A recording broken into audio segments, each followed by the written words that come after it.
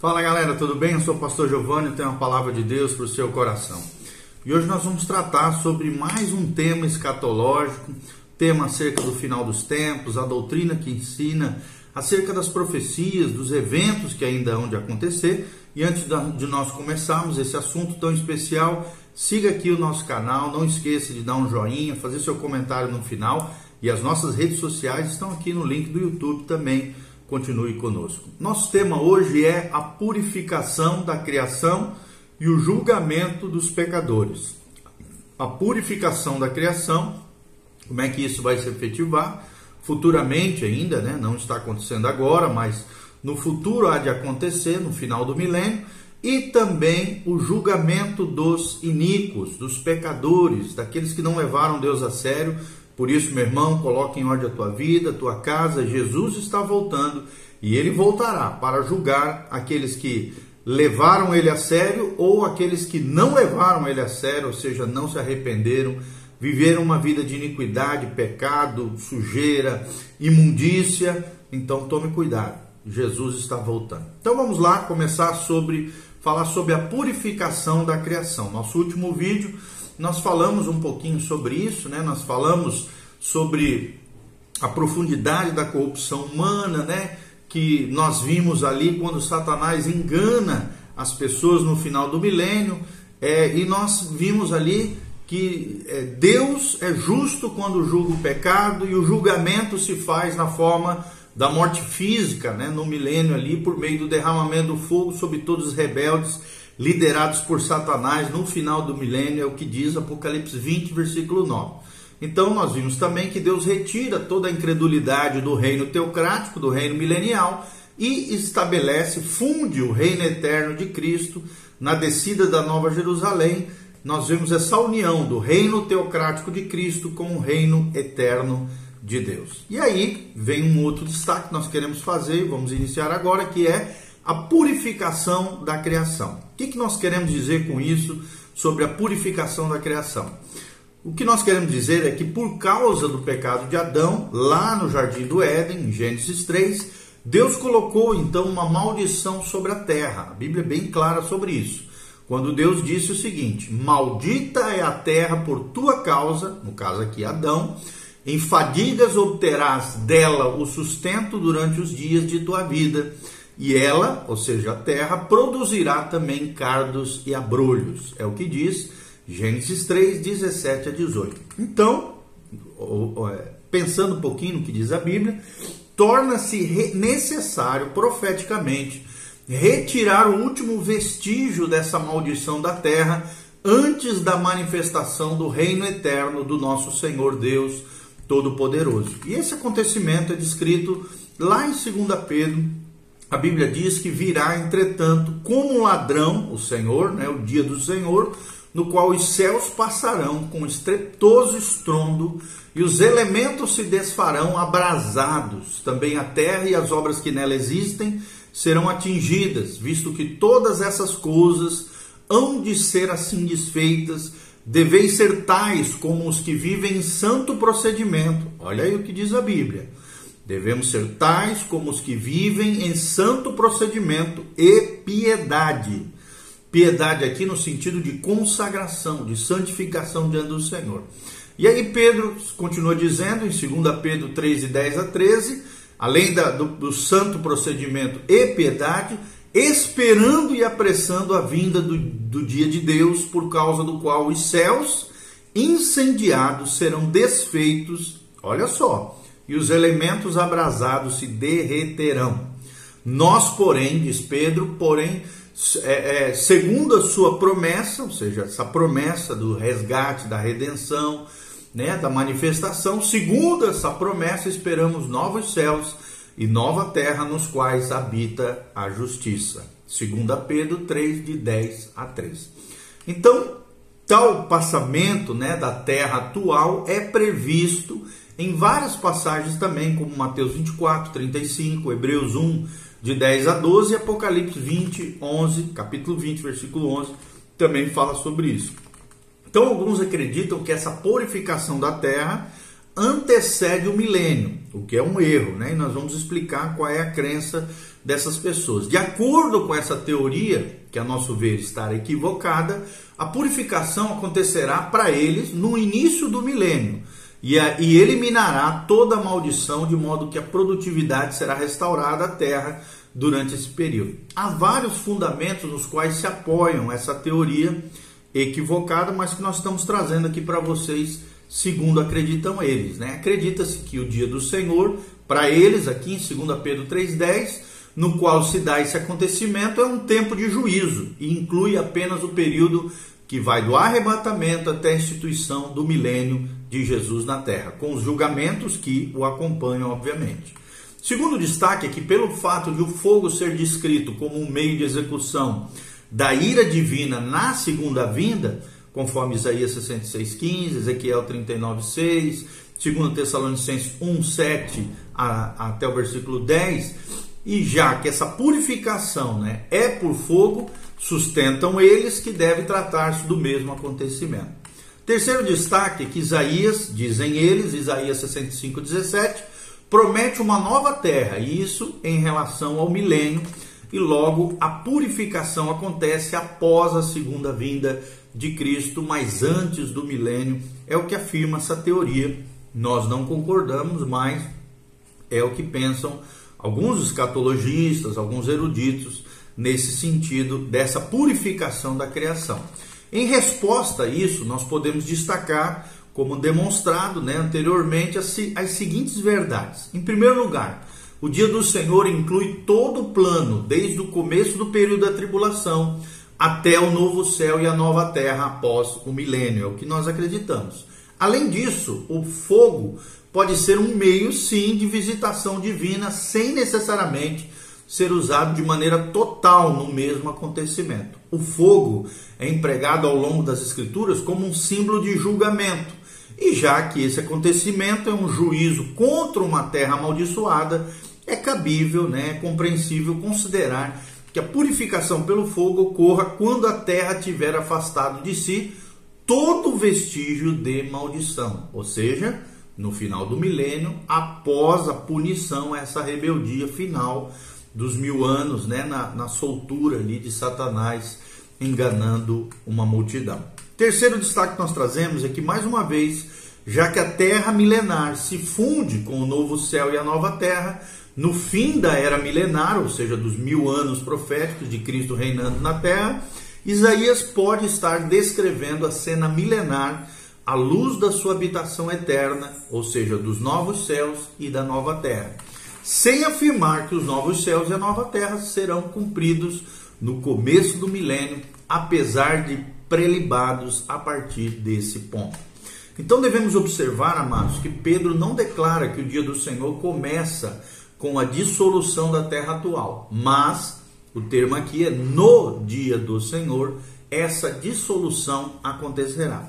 A sua afirmação é o seguinte, 2 Pedro 3,10, virá, entretanto, como ladrão o dia do Senhor, no qual, eu quero destacar essa expressão, no qual, os céus passarão com estrepitoso estrondo e os elementos se desfarão abrasados. Ou seja, além disso, Pedro assevera o seguinte, ora, os céus que agora existem e a terra, pela mesma palavra, têm sido entesourados para o fogo, estando reservados para o dia do juízo e destruição dos homens ímpios, é o que diz 2 Pedro 3,7. Então, nessa afirmação, Pedro parece relacionar a dissolução dos presentes céus e da presente terra à ocasião do juízo e da perdição dos homens ímpios, que sabemos, com base em Apocalipse 20, do versículo 11 a 15, acontecerá no que a Bíblia chama de julgamento do grande trono branco após o milênio.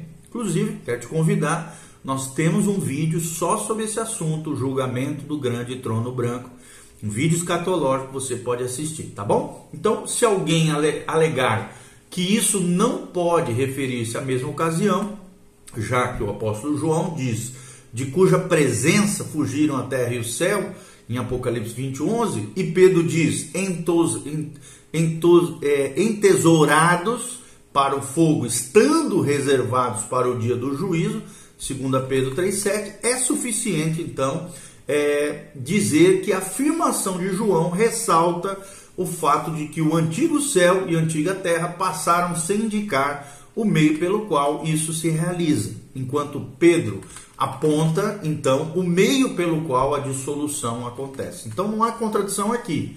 Podemos concluir que a purificação é o ato de Deus no fim do milênio, após a rebelião final contra a sua autoridade, ou seja, a autoridade de Deus, em que a terra é o palco dessa rebelião e será julgada por causa da sua maldição. Ok? Aí entra um outro destaque que nós vamos abordar, que é o julgamento dos pecadores.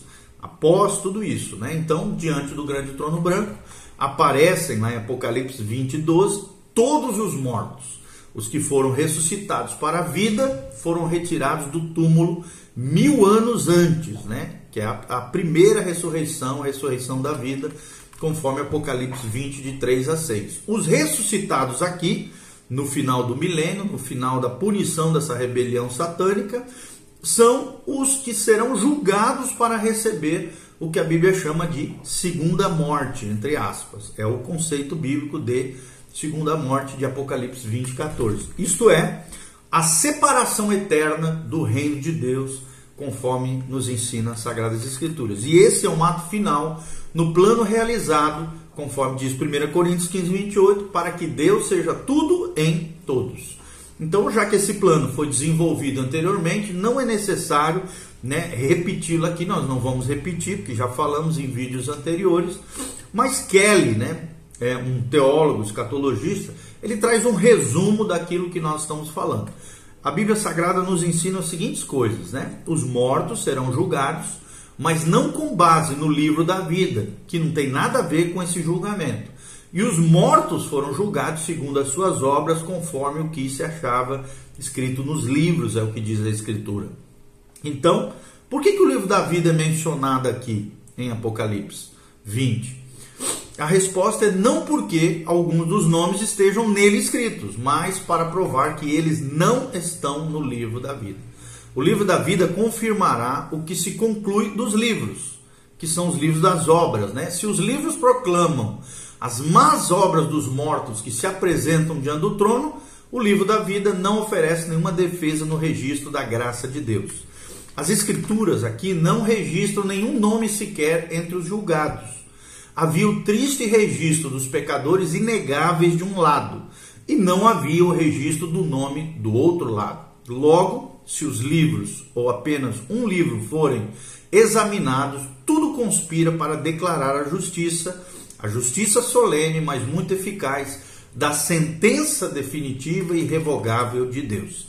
E a Bíblia diz o seguinte: e se alguém não foi achado escrito no livro da vida, esse foi lançado para dentro do lago do fogo. Então, o único uso que parece ser feito do livro aqui é um efeito negativo e exclusivo. Ou seja, não que alguns dos julgados, e a cena descrita é somente uma ressurreição para julgamento, estejam escritos ali no livro da vida. É nos demonstrado, pelo contrário, que eles não se encontram no livro da vida. Nem o mar, nem o mundo invisível poderia mais esconder seus prisioneiros.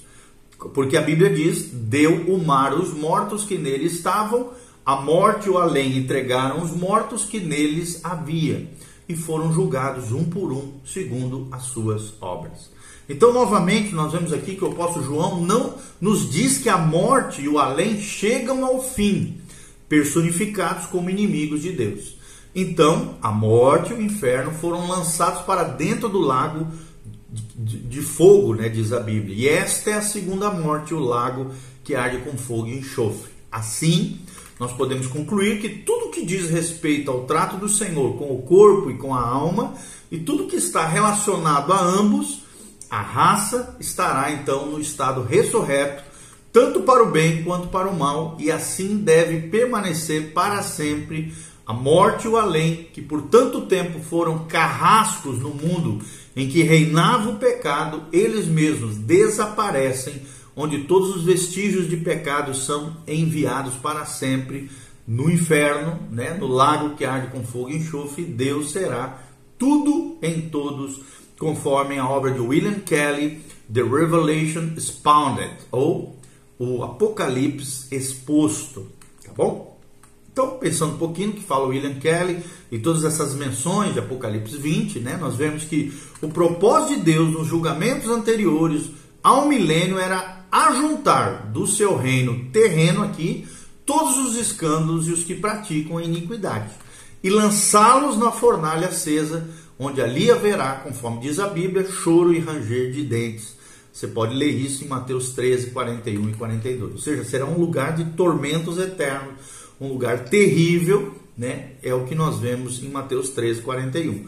O propósito de Deus, então, nos julgamentos do final do milênio é afastar do reino eterno todos os escândalos e os que praticam a iniquidade.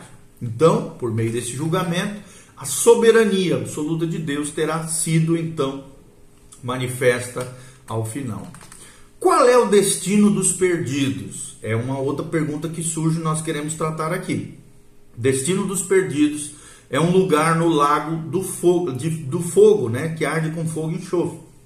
Apocalipse 19 e 20, Apocalipse 20 e 10, versículos 14 e 15 e também Apocalipse 21, 8 menciona isso, que o destino dos perdidos é um lugar do lago de fogo. Esse lago de fogo é descrito como fogo eterno, lá em Mateus 25, 41 e Mateus 18, 8. Também é descrito como fogo que não se apaga, em Marcos 9, 43, versículos 44, 46 e 48.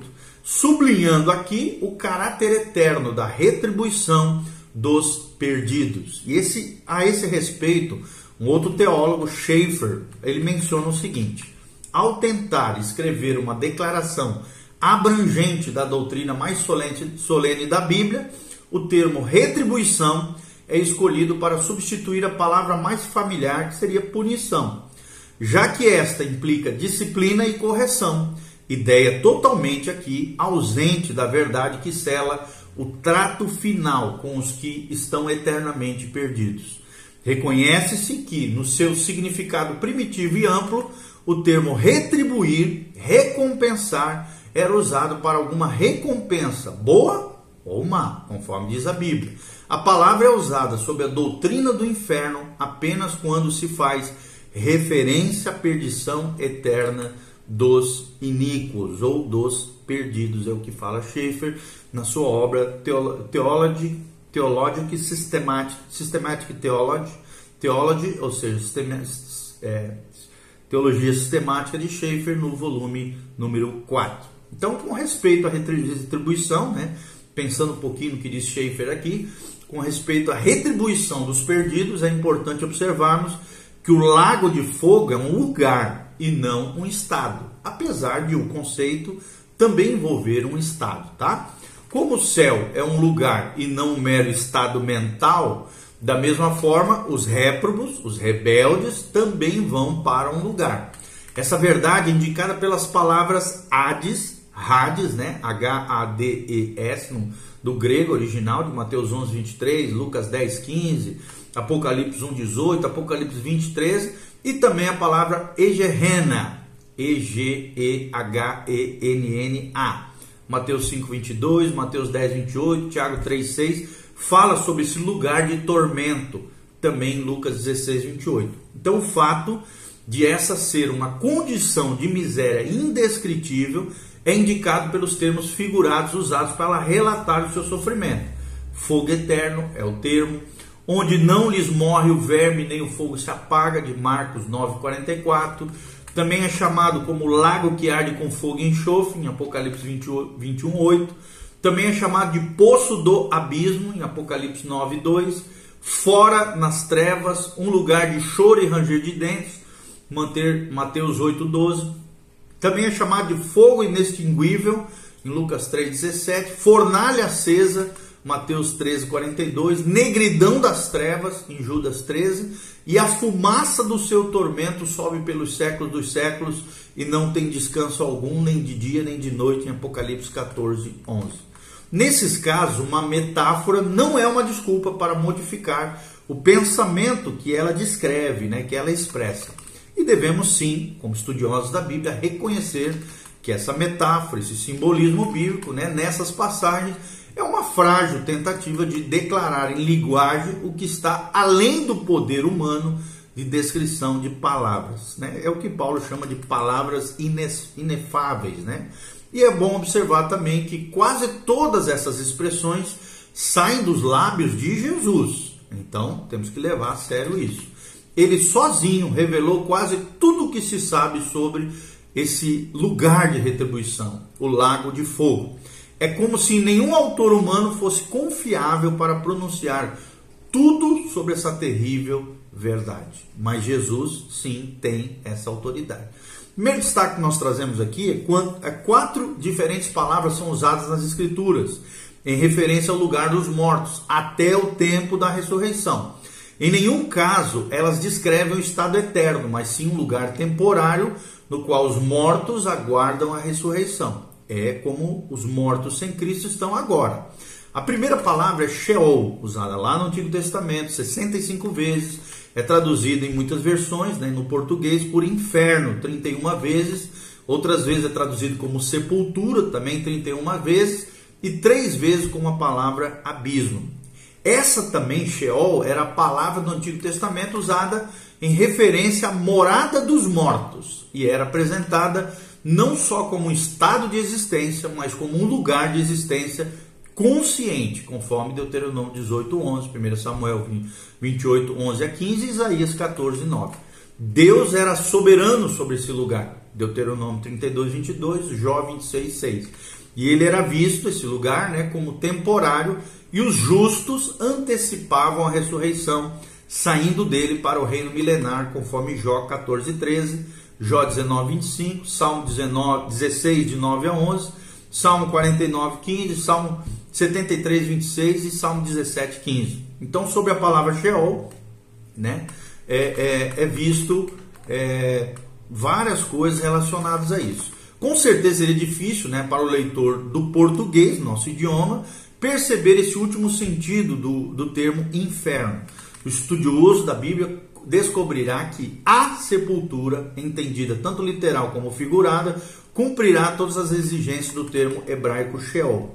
Não que Sheol significasse, né, tão especificamente uma sepultura, quanto genericamente a sepultura. A Escritura Sagrada é plenamente suficiente para nos explicar a palavra Sheol, ok?